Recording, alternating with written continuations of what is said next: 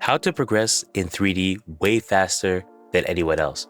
Most 3D artists spend years spinning their wheels, and here's how you can skip the wasted time and progress 10x faster than everyone else. What we'll talk about in this video, you'll learn the shortcuts pros use to level up quickly and without burning out. Who am I? My name is Dwayne Elahie. I'm a CG Supervisor in the industry for 20 plus years, mentoring for 15 plus years. I mentored hundreds of students in person and different software, and many of them now work in the industry with a annual salary of 70K plus. I've been at these places: EA, Electronic Arts, ILM, Industrial Lights and Magic, Pixar, Disney, been at Sony ImageWorks, DreamWorks. We haven't met yet, but you've met my work, and you can check my IMDb page. Just look up my name. You'll see I've worked on Netflix The Witcher, The Little Prince, James Cameron's Avatar, Assassin's Creed franchise. I've been the character rigging supervisor for Teenage Mutant Ninja Turtles Mutant Mayhem, and Cloud with a Chance of Meatballs. Basically anything that you see on screen that moves, whether character, props, have to go through me in terms of concept art to make sure it can articulate correctly. You may have seen these films and TV shows: K-pop Demon Hunters, Spider-Man Into the Spider-Verse, Cloud with a Chance of Meatballs. A lot of these tools, workflows, pipelines I've used and still use today. Mentioned I was a character rigging supervisor for Teenage Mutant Ninja Turtles Mutant Mayhem. I've worked on, Witcher, the Netflix The Witcher, many Marvel projects, including Iron Man, Secret Invasion, James Cameron's Avatar, the Hunger Games franchise, and I've worked on a lot of AAA games as well, just not listed on IMDb, but on other databases, so you can check that out. So let's get into the actual content here.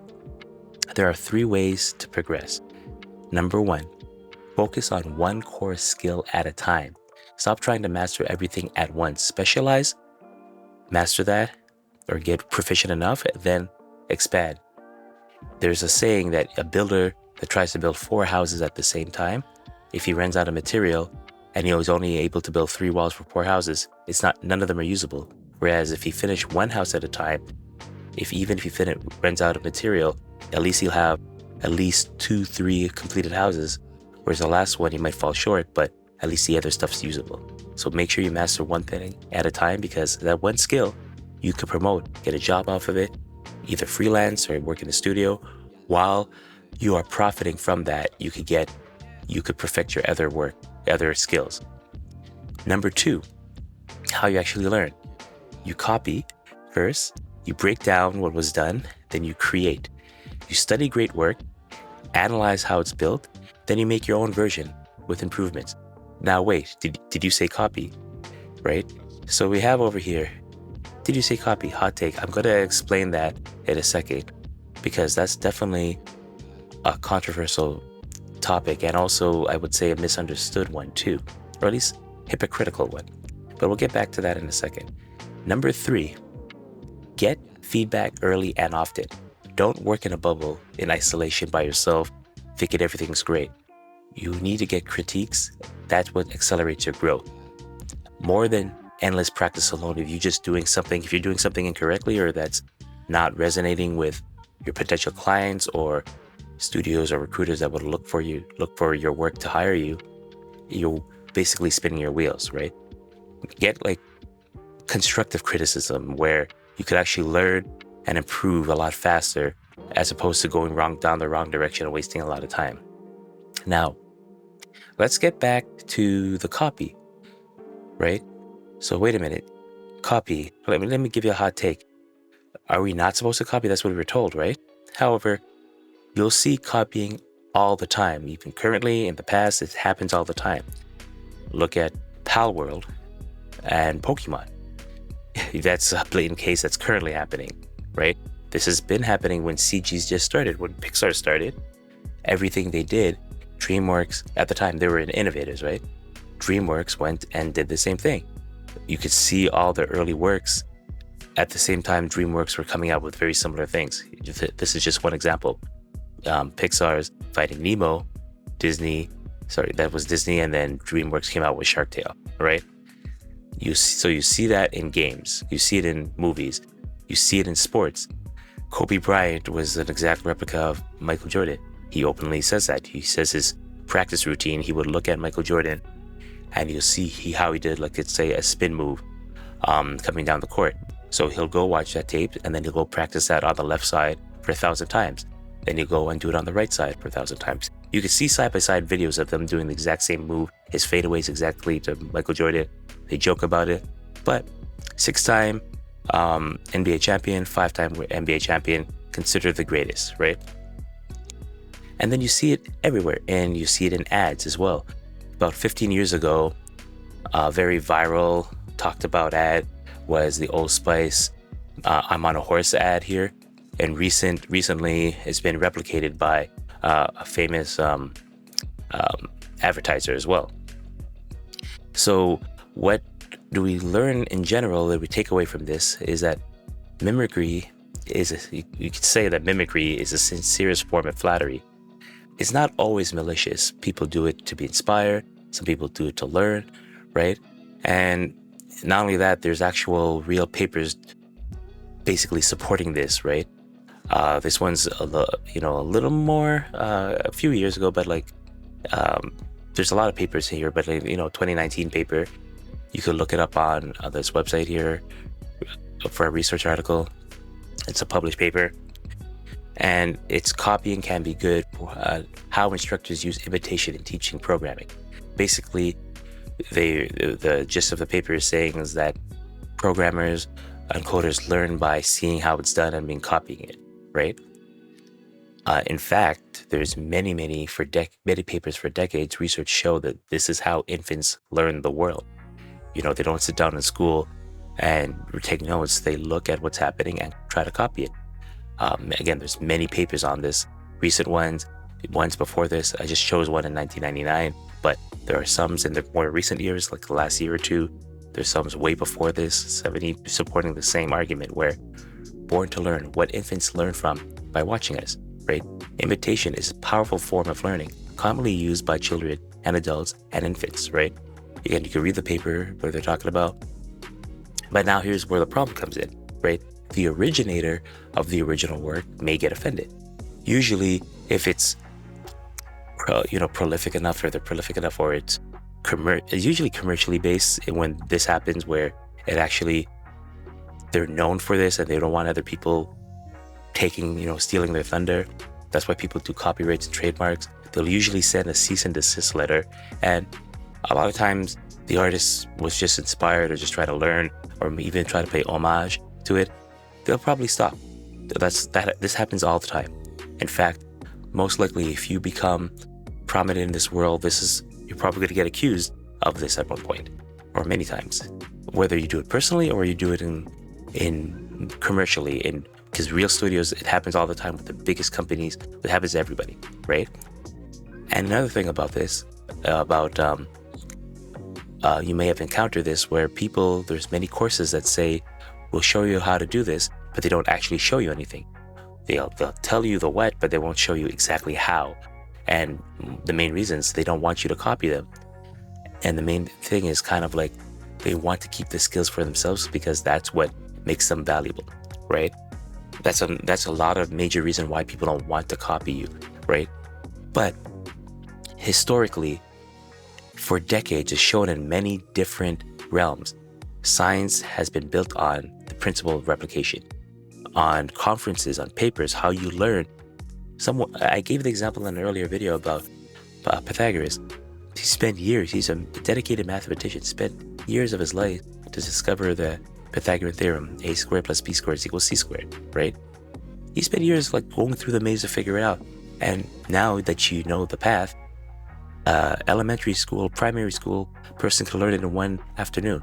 That's how you learn.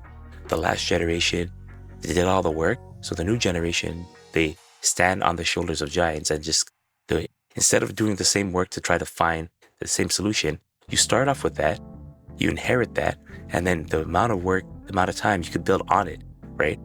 So in science, you publish your data, you say the methods of how you use the data so others can repeat, can verify it works, and then they internalize it, okay, cool. And now their efforts, instead of trying to rediscover this, maybe not even discover it at all, but that's already done, they can now extend your work and make it better and give it to the next one. That historically has been how we learn, how at the level we are right now. If we didn't do that, if we didn't learn and copied what we learned from it and extend on it, we'll still be like in the caveman era, because people wouldn't share their knowledge and wouldn't let people learn from them.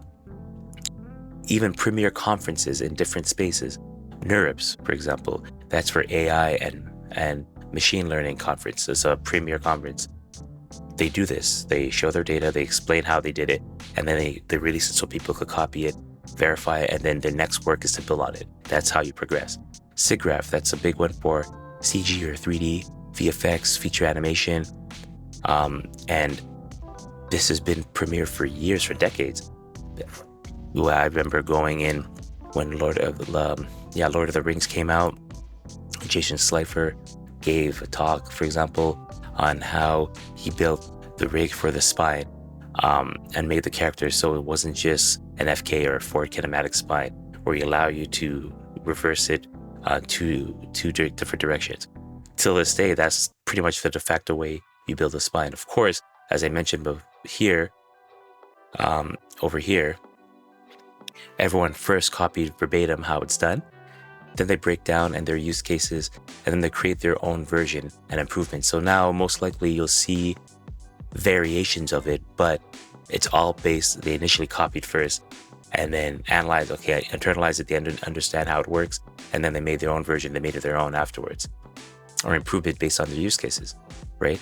And then GDC, the Game Developer Conference, right? That's another place where I learn a lot of things during the years of when Naughty Dog were making the Uncharted series. I remember going to their talks and they explained how they did their animation. They broke down their animation cinematics, or basically their mix trees for the animation. At the time, I was working in games doing that. I think for one, I forgot which project it was, but we're doing the same thing, but we coded and built our own software to do it, to basically have takes. But what they did is they did it all in Maya, all in one timeline, and it's one monolithic file, but all they really did is just put out different time ranges. So I'm like, oh, that was a smart idea, another good way to approach it, because I don't have to build a specific tool. I just use the DCC out of the box, and I just basically define the time ranges and extract that out to export out to the game. So that helped, and a lot of the techniques in GDC, people learn. Same thing with SIGGRAPH and NeurIPS. You learn the techniques, they internalize it, now everyone knows and they can build on it and everyone improves, right? So in general, like, artists often sincerely believe they're original, and I'm going to talk about that, but what they say is first, learn the fundamentals. But what's the fundamental? It's basically, if you want to be an artist, literally, it's just how you want to express yourself, and if you have what's the intended impact of your audience. That's really what an artist is, right? So if you think about it, what's good, what's bad is subjective. There's no really a right or wrong. And this is why, but the thing is about it, when they say fundamentals, or let's say you work in Hollywood, there's a certain style of how you write a script because they've shown historically this works. So if you're going to work in this medium, in this realm, this is the accepted way of doing it.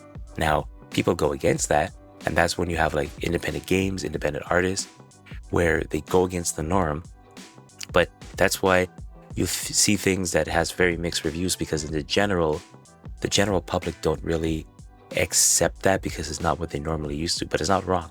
So if you never take any fundamental courses, whatever you do is still art.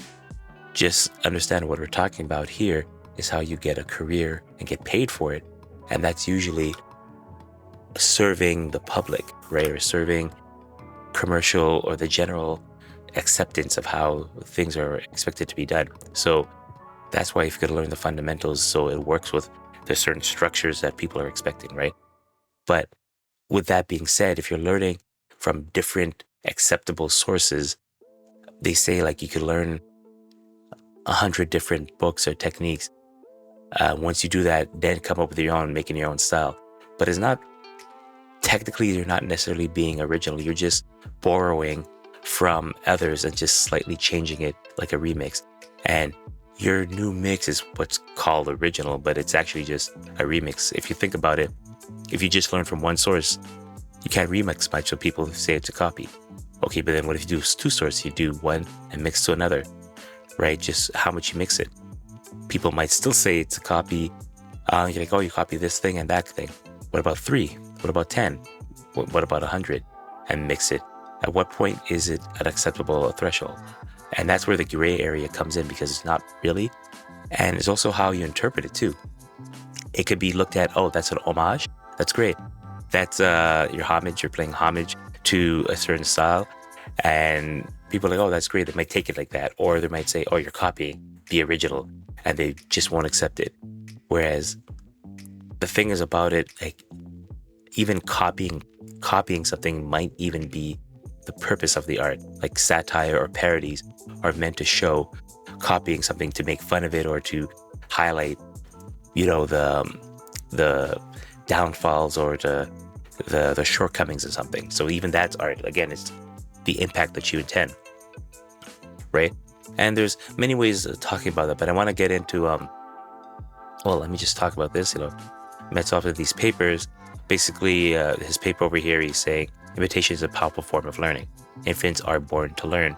And just historically, if you look at it, all the best people, they have a mentor. They have a mentor apprenticeship relationship. And that's been done, again, historically in traditional art, in animation, in 2D animation. That's how it's done. You learn from a master, like a mentor, to teach you. And what do? You replicate exactly what they do until you perfect it yourself, right? So historically, that's been done.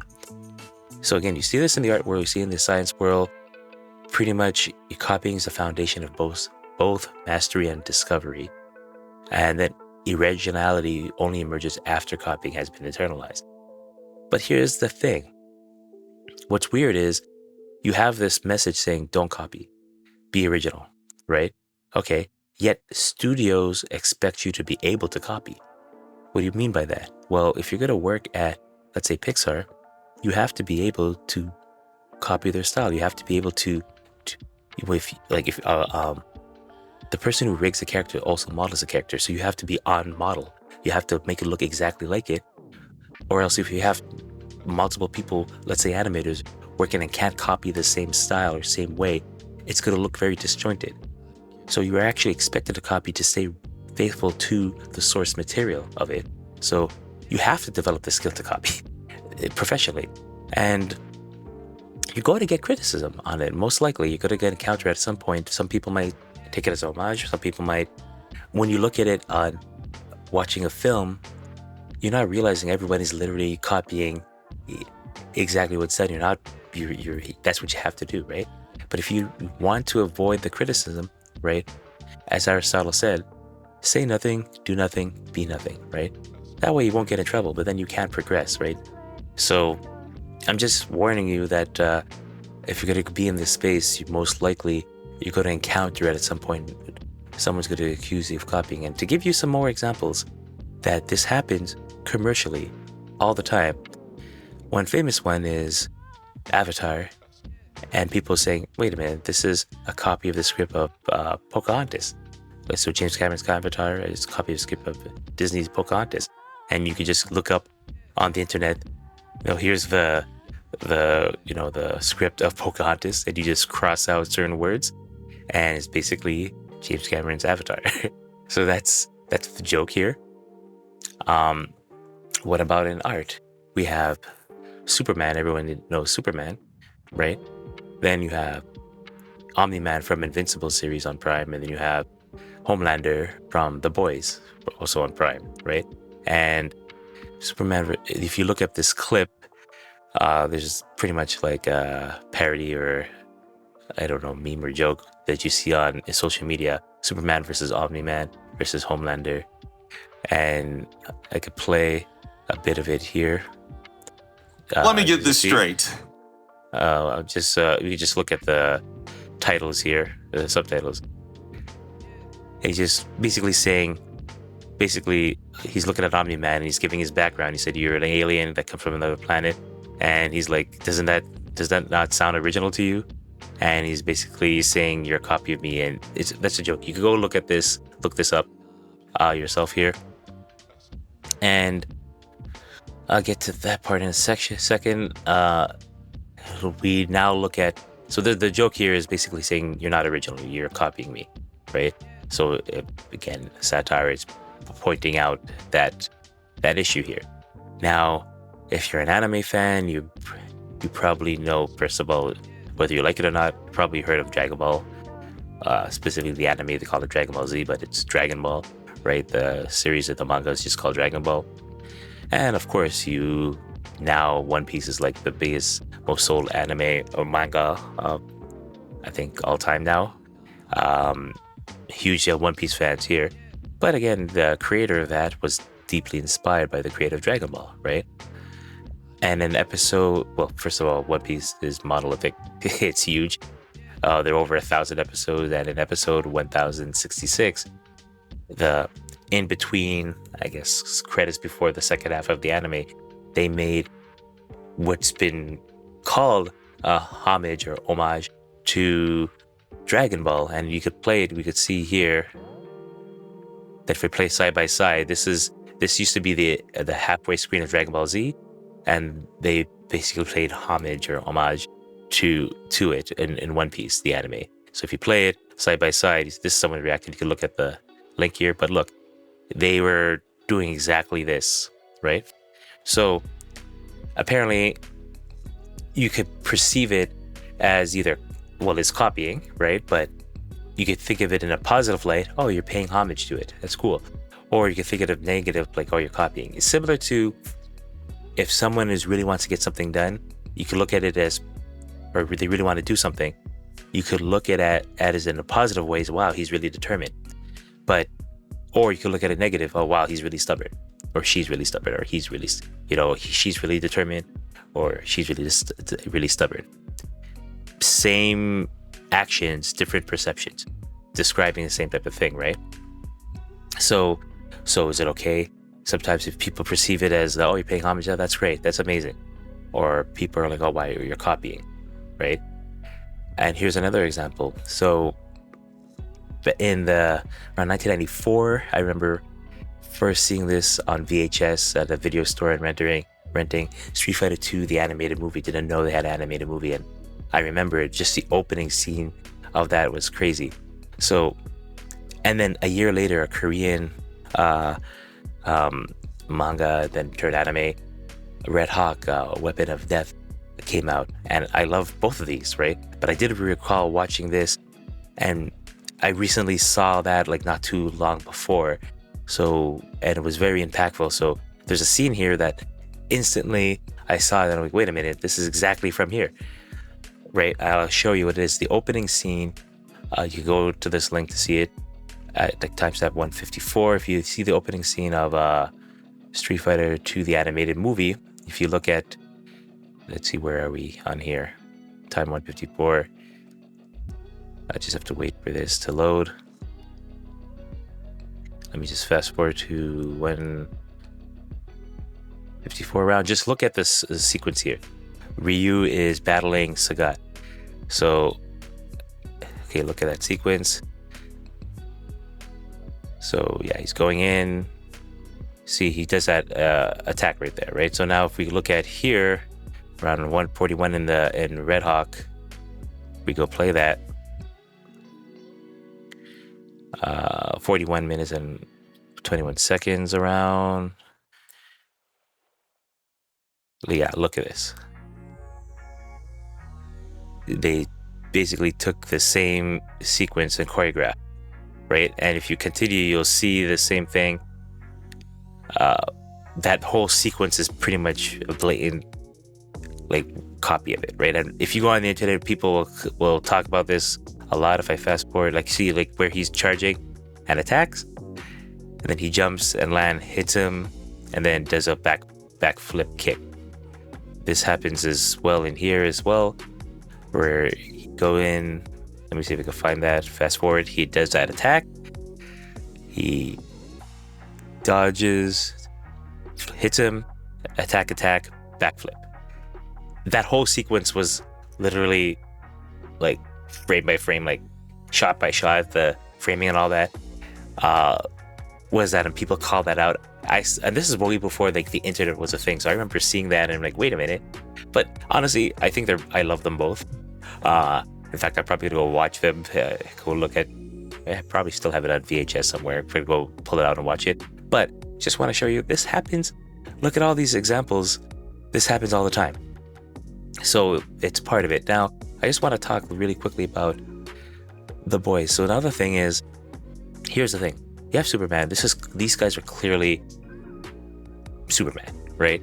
So, but why did they change him? Because, well, I'm pretty sure if they could use Superman, they would, but they don't own the rights, so they change him enough. But their intention is to use Superman. And the thing is, people say, oh, you're copying them. But if you look at both of these, the main thing is that they wanted to challenge their art. What I would say is the art they're trying to do was to challenge the concept of the traditional superhero, and Superman is the most iconic one. So, but they could use Superman, so they made something that you're associated with, and they want to show you another side than what you expect. That was what they're trying to have the impact, not create necessary. At least that's what I believe. Watching this, that's what I got from it. That's the art that they're bringing, not necessarily that, oh, we want to create Superman. We want you to think of Superman because you have an association with that and what to expect, and want to show you something different, right? And then here's another aspect. Like Superman was made in 1937 or something like that, and then Captain America was in like 1941. Don't quote me on the dates, but it's around like that ballpark, right? Superman was made first, then Captain America. How much do you need to change to say that it's not a copy anymore? As I give an example before where I said, okay, if you learn 100 different things, now you make your own style, but you're pretty much just mixing and matching, or you intended to make this copy, but then I just changed these one or two things. Why that's acceptable now when you've directly, at what point do you call it not copying and it's like inspiration, right? There's no real threshold, because this is kind of like what I call the computer paradox. So what's the difference?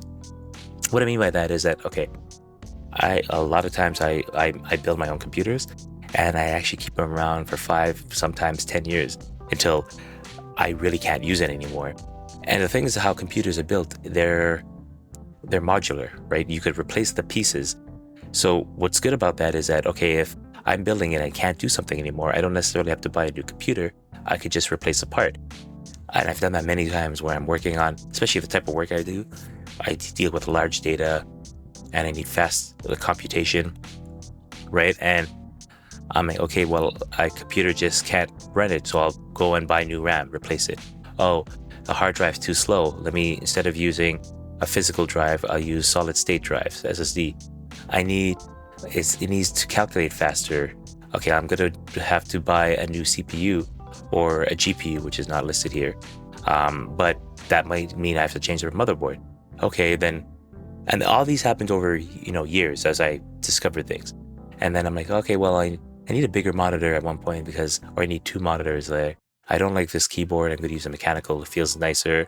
These speakers are too low. I want something with more bass and surround sound. And now there's Dolby Atmos. I want to leverage that. I need a better mouse because I'm playing games, so I need something. So at one point you change all these things. And then even, okay, like for example, the GPU. Now that they're huge and they take a double slot when you build it, okay, I'm going to have to replace a tower to build it. So I just mentioned everything here. And of course, if you're going to change the GPU, you probably need more power to do it. So I'm going to replace the power supply unit here. And then the CPU needs more cooling. So I have to get the fan. Basically, I just mentioned every piece here. At one point, from the beginning of my computer to over the years, at one point I replaced every single piece. So at what threshold is that considered a new computer? All the pieces I replaced, I could go back and rebuild the original computer with those pieces. So my argument here is, if you start off with this character based off it, and then I just change a couple of pieces, at what point is considered something different and not a copy, right? That is always the debate of that. Dragon Ball, and I don't want to start like a flame war or anything like that, where like original Dragon Ball fans versus One Piece fans. That's not the point of the video, but the author of this say he was greatly influenced by Dragon Ball. Same thing of like the Naruto and whatever, right? But and I just mentioned here, I showed that this is an homage. He was playing this, but people might say, "Oh, you're copying." Yeah, he's copying, right? But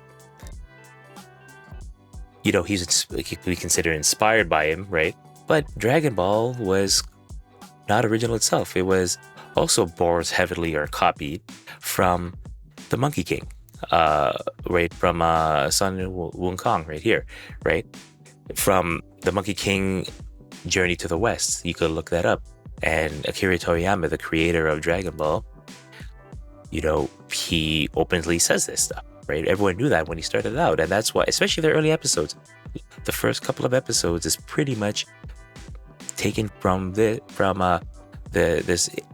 Chinese classic model and novel. And a lot of this stuff were inspired by other people. So people is just continuously doing that. And again, interpretation. I just wanted to show this because this came out pretty recently, and I thought, oh, this actually is in line with what I was talking about here, where here this could be considered a homage or homage, or kind of like I mentioned there's many different things, like for example musicians, a lot of times you do cover music, and if they say that, then it's fine. Comedians talk about, oh, this guy stole my joke, and when you see the two jokes, you're like, okay, they might be similar theme, but they may take offense to it depending on how you interpret it. So in this case, Dragon Ball and One Piece, I'm pretty sure the intention was an homage, and I think everybody took it like that, right? But then why can't you argue that Pal World and Pokemon this is a homage to that? And the content creator, Mighty Key, recently released this video. I'm just going to play a small section of it, where if you look on time 43, I think I could play a little bit. You'll probably read it, but if you... Monster catching mechanics? Oh my God. Nintendo, sir. I grew up with you. So basically he's doing a skit, and it's like an indie game company come in and say, we just made a game that everyone's gonna love, and it has monster mechanics, right? And Nintendo jumps in. Pokemon Red, Pokemon Blue. I mean, you have helped me through the hardest times in my life. And he's basically saying, oh, I look up to you, you inspired me, right? This is supposed to be from the point of view of an indie game maker, right? You shaped me to be not only the gamer I, but the man. That means a lot to me, man. It really does. Lawyers, break his legs. So that's the parody of that is they're like, yeah, that's nice, but you copy us. Let's, and they don't tolerate that, right? So, and again, a lot of times, artists or companies will be against copying, at least openly, because to protect their own identity, their own IP, their own profits, really, a lot of times, right? So it's still a business at the end of the day. So I just wanted to bring that up because you're going to encounter this if you're going to work professionally, where even with your own work, because if you're going to work at a studio, you have to be able to copy what they're able to do, or else if you can't do what they do, you won't get hired. That's a paradox, right? Right there. But if you are copying, because everyone copies in the sense, especially in the commercial world, the trick is to try to do it where it's kind of acceptable, and it's a gray area for that, right? People think, oh, I have a great script, and I know this because I worked in Hollywood, and I was friends with a script writer who'd review scripts, and he would say, I asked him, like, well, what do you do all day? He says, I read scripts. I read scripts that most people give in. And he says, most of them don't pass. And I ask him why. It's not that it's bad, he said. It's because they don't know, like, they have to write a script that they're looking for. In Hollywood, in games, they look at when you look at trends, or they look at what works, and they replicate it. If something works, you keep doing that. That's why they copy. They're like, that's why you see Hollywood movies, they're all the same. Yeah. And then other artists be like, I'm tired of seeing this, so I'm going to do something original. That's why they become independent filmmakers or independent game makers. But by going against the grain and not copying what works and doing something original, yes, you're making more of a statement, but you're going to be a lot less popular and a lot smaller. And if it happens to get popular, then it becomes commercial. And then that shows, oh, that works. And now other people are going to start using it, right? So I just want to bring that up because you're going to encounter this at one point, whether yourself or commercially for a company you work at, because everyone's doing it and nobody's immune to it. So just get used to that, right? Or be prepared for that. And I'm not saying it's okay to go and plagiarize and copy. I'm just bringing up what it is right now for you to be aware of it, so you can come informed, right? Quick heads up for all you 3D artists watching this. If you've been grinding away at tutorials and YouTube videos but still feel stuck, I've got something special for you. I'm hosting a 3D character rapid bootcamp workshop where I'll walk you step by step through the exact skills studios actually hire for. It's not theory. This is the stuff that got me hired and working in the industry. If you want to finally build a portfolio that gets callbacks and interviews, hit the link below and grab your spot. Seats are limited, so if you're serious about going pro, this is your chance. So to recap, make sure to go back on subject here, focus, study smart, and get feedback on what you're doing so you can progress faster as a 3D artist, right? That's the formula for rapid 3D growth. And the next step, pick one skill, take a project, reverse engineer how it works, figure out what makes it work, and then after share it, get feedback, and start making your own. When you say your own, as I mentioned before, is start mixing and matching other elements and see what you could experiment with. And again, sharing and getting feedback that's how it works in film, that's how it works in game, is you don't know what people will like. You put it out there and get feedback and oh, people resonate with that, do more of that. If not, don't do that. That's just generally how it works, right? So if you're trying to go into a company, find out what they like, or if you want to get a certain client, find out what they like, put it out there. If not, respond to that for something else. If they respond to that, to something you put out, you keep doing it. And then bonus tip here, again, document your progress publicly. Put it on YouTube, on ArtStation, on your different other social networks where people look at and congregate for the space you want to be in. And it keeps you accountable. It keeps you open on opportunities, because if people never heard of you, they don't know about you, they can't hire you, they can't think you're not top of mind when it comes time for certain opportunities or projects or whatnot, right? And the biggest mistake to avoid, don't confuse just being busy as progress. Just, let's say, rendering endlessly without learning anything, or just to do work. You're just running in place, spinning your circles, right? Make sure you do assess what you've done, make adjustments on what you see can improve or do more of what works. Try to improve on things where you think you need a little more love.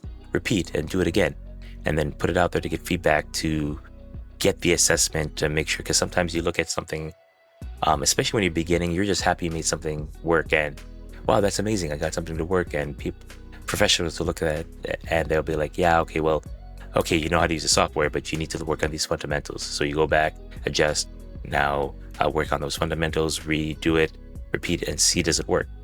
And just keep doing that until you improve. It's a constant iteration. So what are your thoughts on these, especially the hot take over here, copy. That is, you said you're not supposed to do that, but yet that's what happens. And that's what studios actually don't explicitly say, but expect, right? Implicitly, right? So what are your takes on that over here? Do you think copying's fine, or you should be 100% original? One thing I want to talk about that as well is that if nothing's new under the sun, if you really were 100% original, it would not be recognizable as a certain genre. For example, let's say you made rock music and you could say, I'm original, I'm going to make my own work, my own rock music. Well, technically it's not there. You are copying to some level. If not, then it wouldn't be recognized as rock music. You have to have some elements that are there that you're copying to some level. So it's the degree of what you're bringing in. And again, back to the computer paradox here, if you're just changing a certain amount of parts, or how much of it is considered original or inspired at then versus copying. There isn't a hard and fast rule for it. So what are your thoughts on that? Leave your comments below.